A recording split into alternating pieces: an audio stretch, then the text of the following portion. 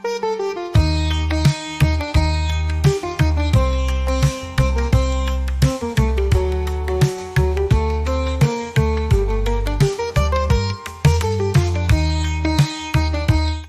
दशकांपासून कोकणातील नागरिक कामाच्या नोकरी व्यवसायाच्या निमित्तानं मुंबई पुण्यासारख्या शहरांमध्ये राहून उदरनिर्वाह करतात।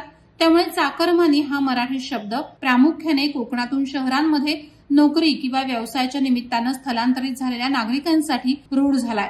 परंतु आता चाकरमानी असं न म्हणता कोकणवासी असं संबोधावं असे स्पष्ट निर्देश राज्याचे उपमुख्यमंत्री अजित पवार यांनी दिले आहेत।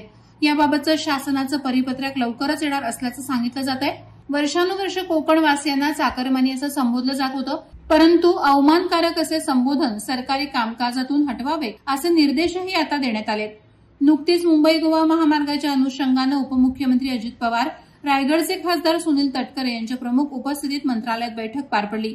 या बैठकीत कोकणवासियांच्या काही संघटनांनी चाकरमानी हा शब्द अपमानकारक वाटत असल्याने सरकारी कागदपत्र आणि शासकीय कामकाजात त्याऐवजी कोकणवासी हा शब्द वापरण्याची आग्रही मागणी केली। यानंतर अजित पवार यांनी याची दखल घेत संबंधित विभागाला स्पष्ट निर्देश दिले।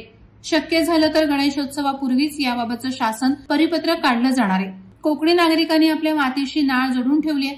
विशेष करून शिमगा, गणेशोत्सव, दिवाळी किंवा इतर सणांसाठी हे लोक मोठ्या संख्येने आपल्या गावी परतत असतात। गावाकडे त्यांचा उल्लेख चाकरमानी असा केला जातो। चाकरमानी हा शब्द मराठीतून आला असून चाकर म्हणजे नोकर आणि मानी म्हणजे मानणारा यांच्या संयोगातून तयार झालेला हा शब्द आहे। दरम्यान हा शब्द कमीपणाचा, कोकणवासियांच्या मेहनतीला आणि स्वाभिमानाला कमी लेखणारा असल्याचा आक्षेप नोंदवल्यानंतर महायुती सरकारकडून चाकरमानी शब्दाऐवजी कोकणवासियांच्या सांस्कृतिक ओळखीला सन्मान देण्यासाठी कोकणवासी हा शब्द वापरण्यात येणार आहे। वादळवारा लाईव्हसाठी न्यूज ब्युरो, मुंबई। नवी मुंबई व रायगड जिल्ह्यातील ताज्या बातम्या आणि घडामोडींसाठी सबस्क्राईब करा वादळवारा लाईव्ह चॅनल आणि दाबा बेल आयकॉन।